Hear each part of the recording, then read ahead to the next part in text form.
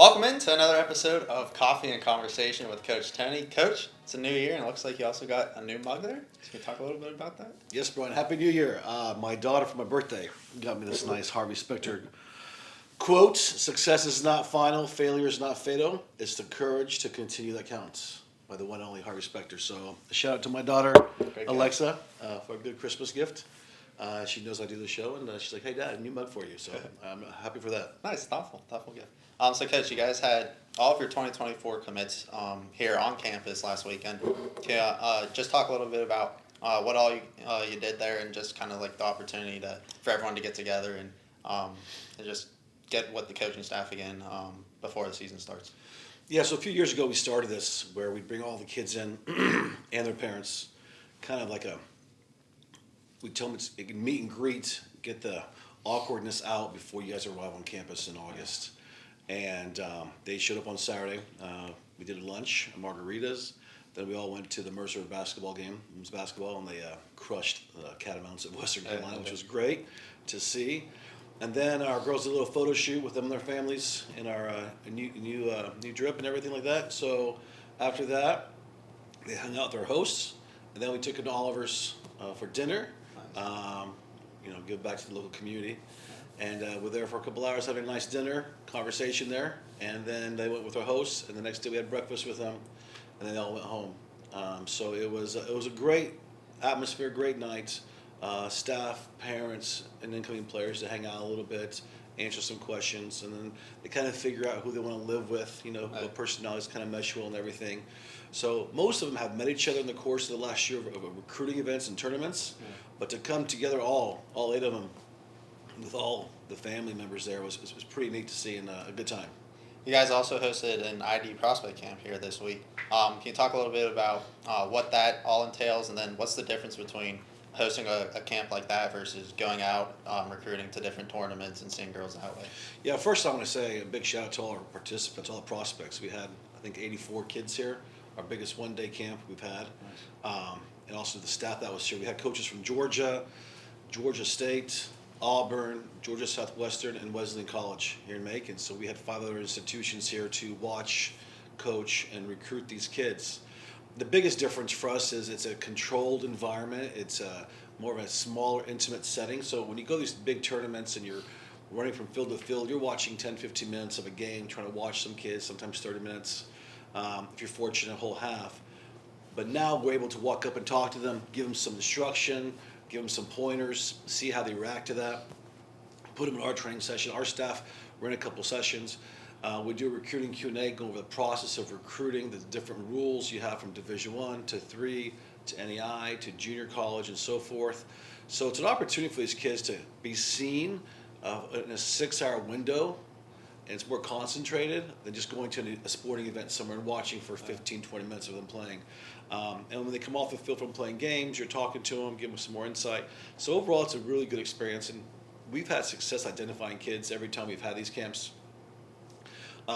So it's a great way to kind of either kickstart somebody's recruiting process, but also allows us to make some decisions. We saw some kids in Florida or Tennessee that now we said, come to our camp, get you in our environment. We get a feel for you as a person, see you on the field, and some kids are like, hey, let's continue the process. Some kids is, let's go a different direction. So it seems like it's a little bit more in-depth than going out to tournaments, and it kind of seems like it benefits not just the players but also the coaches, you guys as well, as you kind of control like what happens, and just throughout the whole prospect tournament you can kind of just more hands-on, it seems like, than going out to tournaments. Yeah, it is. It's much more controlled, much more, like I said, detailed. They get here, we go through a couple of training sessions from different coaches will go through. They want to do a little finishing exercise to see the goalies and the attackers, how they finish. And in those moments, it's a great opportunity for not only us and the other coaches, but our players are also staff members. They're there talking to these young girls who are 14, 16, 18 years of age and giving us some insight from a peer, a girl of their age who was there 2 years ago, to give that insight. So it's very informative from them. And like we said, the biggest thing is we see kids do some things and we give them our coaching points, and then whereas in the game, you really can't say, hey, Susie, drop back. Hey, Vanessa, that's not your team. Whereas here, they're paying for a service, and we're giving that to them. So it's great. So, Coach, a big topic in the news right now where everyone has their opinion on is the whole Caitlin Clark incident, who's obviously a very well known, one of the most well known college athletes right now. Not just because of this incident, but she's a great player. We can maybe pull up the clip of her running into the fan at Ohio State, where the Ohio State fans stormed the court and Caitlin ran into a player. Just want to get your thoughts on, should fans be allowed to storm the court or a field for football, and just can there be some steps that athletic departments can take to better protect the players and coaches as well? Well, listen, first off, shout out to Kit. She's a phenomenal player. Phenomenal player. She'll be playing next year, hopefully, the WNBA, making lots of money, making lots of baskets. I think, I'm going to say this, for years I've heard banter about soccer and flopping. I think we've shifted gears. We've handed the baton to basketball, both NBA, college men, and college women. I think there was some contact from initial video. You think, oh my goodness. When you slow it down, you watch the basketball cam. There's a little bit of flopping in there, a little Ginobili in there, whatever, where she gets her arms up. I'm glad she wasn't hurt. That's the first and most important part. Listen, I think it's bigger in basketball. I will say, as a coach, I would think Ohio State being a top 20 team to beat number 2 team at home, I would think they would reserve rushing the court because you're still a ranked team. Yeah. At what point do you veto the right to storm? Is it a 10 seed, 15th in the country? 20, I don't know. I thought them being the Ohio State, they would not rush the court. I know it happens quite a bit in basketball, like I said. When Kentucky or Kansas lost last week, they stormed the court. I wish there was a way for the stewards or the help to be able to rope off at least the visitors area, or maybe you bypass. Maybe the coaches agree, listen, your guys might storm the court. If that happens, we're not shaking hands. We're going right to our tunnel and getting out of here. And maybe they can rope that off, with security to allow the players just to go. And it's not disrespectful to not shake hands, just the safety of the athletes is the most important thing.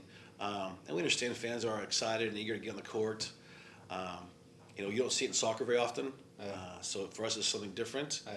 In football, you have the uprights, which can be broken and cause a different set of circumstances. It's a cool American tradition they do. I just think at what point do you say, you know what, we were expecting to win this game? And I think as coaches, if you ask any coach in the country, whatever sport they coach, men or women, they'd say, you know what, we expect to go out and beat number 2 Iowa or number 1 Kentucky or Purdue, and don't show them the court. Show them the court, we win the whole thing. That's my take. But I get the fans' point of view, but they have to be cognizant too. But I think it falls on personnel and security in these big matchups to get the teams and staff off the court to make it more enjoyable for everybody else.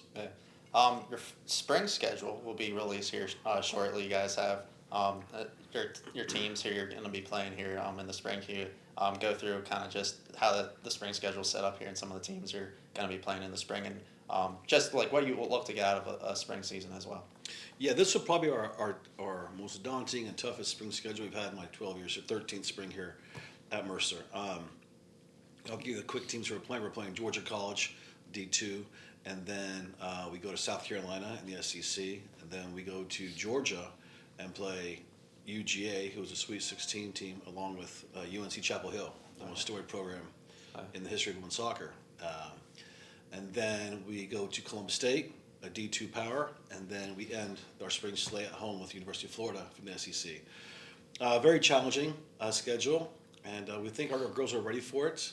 We want to see development and growth.